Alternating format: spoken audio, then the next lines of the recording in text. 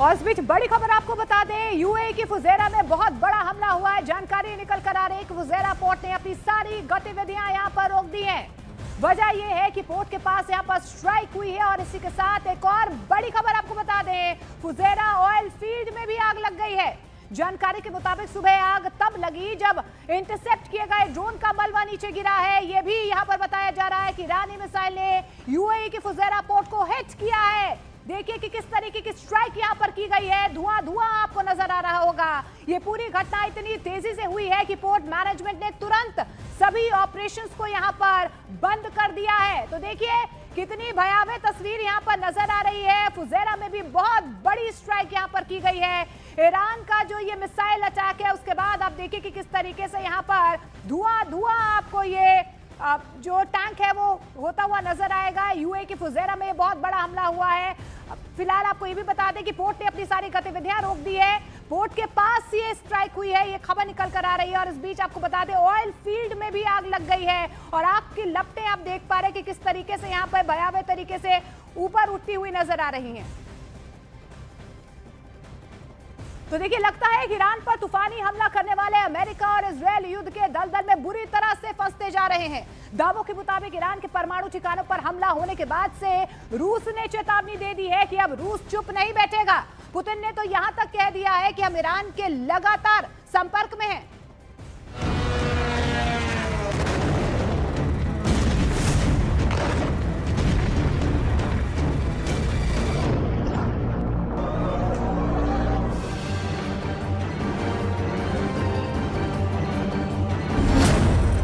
परमाणु ठिकाने पर बड़ा हमला, 1500 मिसाइलों से ईरानी कोहराम।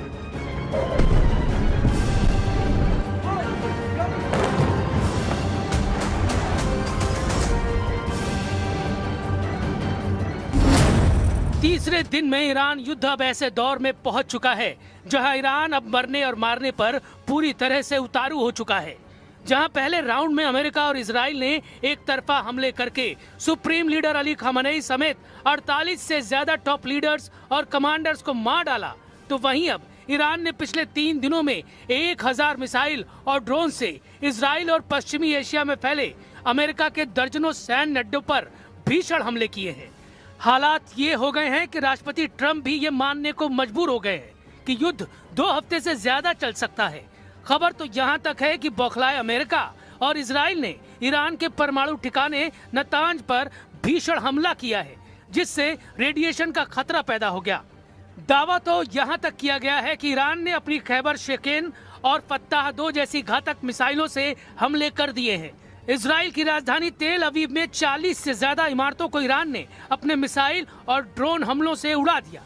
यरूशलेम ने भी ईरान के तूफानी हमलों से भारी तबाही हुई है। अब तक युद्ध में अमेरिका के कई जेट गिर चुके हैं। कुवैत के रक्षा मंत्रालय का यहां तक दावा है कि अमेरिका के कई जेट गिरे हैं। हालांकि कुवैत ने संख्या नहीं बताई है। कुल मिलाकर मिडिल के 8 देश ईरान की बदले की आग में जलने लगे हैं। हम शुरुआत करते हैं अमेरिका और इजराइल के उस तूफानी हमलों से, जिसकी वजह से पश्चिमी एशिया में परमाणु जंग का खतरा पैदा हो गया है। ईरान के परमाणु ठिकाने पर हमला, नेतन्याहू के दफ्तर पर निशाना। 28 फरवरी 2026 को शुरू हुए ऑपरेशन एपिक फ्यूरी और ऑपरेशन रोरिंग लॉयन में ईरान ने तांडव मचा रखा है।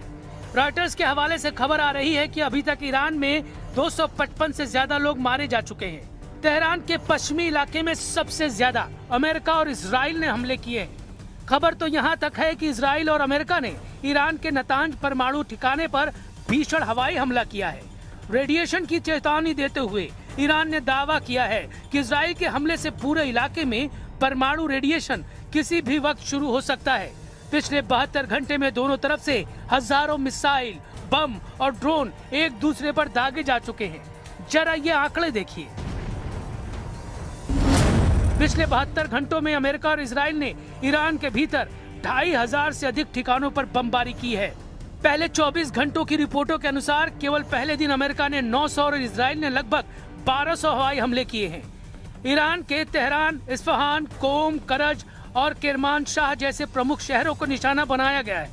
इजराइल के 200 से अधिक लड़ाकू विमानों जिसमें F-35 और F-15 ने सैकड़ों टन सटीक हथियार और लगभग 500 से अधिक बड़ी मिसाइलें दागी हैं। अमेरिकी युद्धपोतों और पनडुब्बियों ने 1000 से अधिक टोमाहॉक क्रूज मिसाइलें दागी हैं। अमेरिका ने अपने B-2 स्टील्थ बॉम्बर से 14 GBU-57 बम गिराए। ये दुनिया के सबसे बड़े बम हैं जो जमीन के नीचे गहराई में बनी परमाणु सुविधाओं जैसे फोर्डो और नतांज को तबाह करने के लिए उपयोग किए गए हैं। दावा तो यहाँ तक किया गया है कि ईरान के परमाणु ठिकाने नतांज पर अमेरिका के हमलों से भारी नुकसान हुआ है। Trump has all the latitude in the world to talk about how long it may or may not take. 4 weeks, 2 weeks, 6 weeks. It could move up, it could move back. We're going to execute at his command the objectives we've set out to achieve. And what he has shown an ability to do that other presidents can't quite seem to have the aperture to do, well, I mean, Joe Biden didn't even know what he was doing, is to look for opportunities and off-ramps and escalations for the United States that creates new opportunities to execute what we need on our own time. Iran का तूफानी पलटवार, खौफ में Trump, 4 हफ्ते चलेगा युद्ध। दूसरी तरफ ईरान ने भी इजराइल और अमेरिका के सैन्य अड्डों पर तूफानी हमले किए हैं। कतर, बहरीन, कुवैत, सऊदी अरब, यूएई, साइप्रस और तुर्की में आज ईरान ने इतने तूफानी हमले किए हैं जिन्हें देखकर राष्ट्रपति ट्रंप बुरी तरह से बौखला गए हैं। ट्रंप ने माना कि ये जंग 2 हफ्ते से लेकर 4 हफ्ते तक चल सकती है। हैरानी की बात तो ये है कि जिस ईरान को पहले राउंड के हमलों में हराने का दावा कर रहे थे, वो अब लंबे युद्ध का अनुमान लगाने लगे हैं।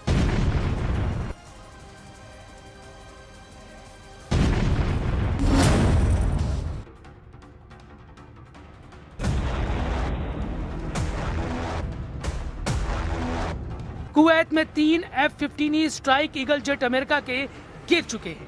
दावा किया जा रहा है, ईरान का दावा है कि उसने अमेरिका के जेट मार गिराए हैं, लेकिन कुवैत के रक्षा मंत्रालय और अमेरिकी सेंट्रल कमांड ने आधिकारिक तौर पर स्वीकार किया है कि 3 अमेरिकी F-15E फ्रेंडली फायर में तबाह हुए हैं। हालांकि पायलट सुरक्षित बताए जा रहे हैं। अगर हम हवाई हमलों के हिसाब से ईरानी हमला करने की क्षमता को देखें तो वाकई ईरान ने कोहराम मचा दिया है। ईरान ने इस वक्त 700 किलोमीटर दूर इराक में अमेरिकी अड्डों पर हमले तेज कर दिए हैं।